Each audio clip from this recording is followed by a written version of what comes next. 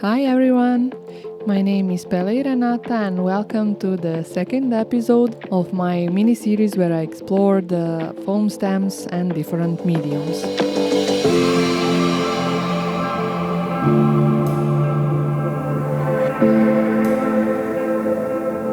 For this episode I will be working with sprays, and here you can see various brands and types of sprays that I have in my collection.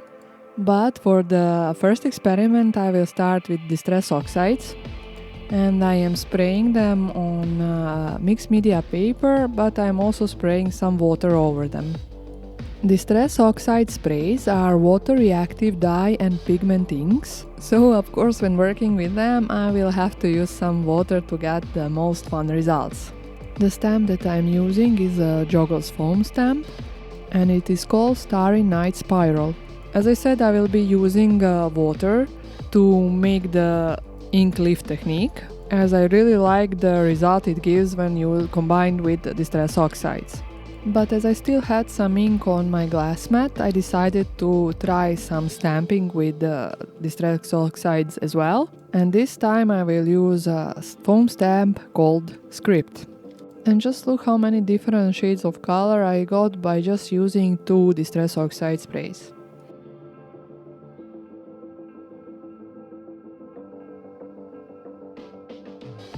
The next set of sprays that I will be using are Dina Wakley Media Gloss Sprays. They are opaque acrylic sprays that rise to a glossy finish. And since I didn't take really good care of my sprays, most of the nozzles got clogged. So I am applying the ink on my mat and picking it with paper. These inks are water soluble when wet, but they become permanent when dried. So there is an idea for you to experiment with the foam stamps. But this time I will just do some stamping with the Joggles foam stamp called Cubes. The list of the stamps that I will be using in this video will be found in the description box down below. After using the acrylic based spray, it was really easy to clean the foam stamp. Just be sure to do it as soon as possible before the paint dries on it. And then your stamp will look like new for a long time. Anyway, the next type of the sprays that I will be using are Dylusions ink sprays. They are water reactive, and that's a feature that I'm going to use in this video, as I will be doing the ink lifting technique. And the stamp that I will use is a Joggles foam stamp called Warrior. As you all know, ink lift technique is really beautiful and easy technique, and basically consists that I will spray the water on my stamp and use it to lift the color. But that color shouldn't be wasted either. As you will see, I will stamp the lifted color on a paper scrap and I will get really pretty results. This paper scrap already had some texture from one of the previous stamp cleaning, and I think it will make a really pretty bookmark. The last set of sprays that I will be working with are Lindy's Stamp Gang ink spray dyes. As some of you might know, they have different types of inks: Flat Fabios, Starburst, Shadow Mist and Glitz Spritz. They have all somewhat different properties, but in base they are very similar. They are all ink sprays and they are very water reactive.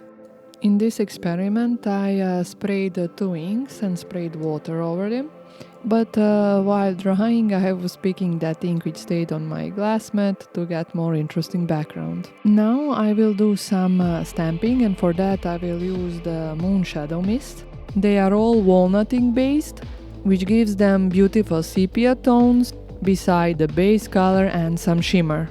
And I think that property will reflect really beautiful in stamping.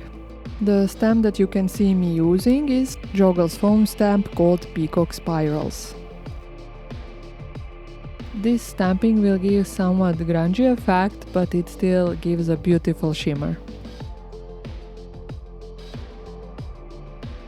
And now you can see all the 4 backgrounds that I achieved with the 4 different types of sprays.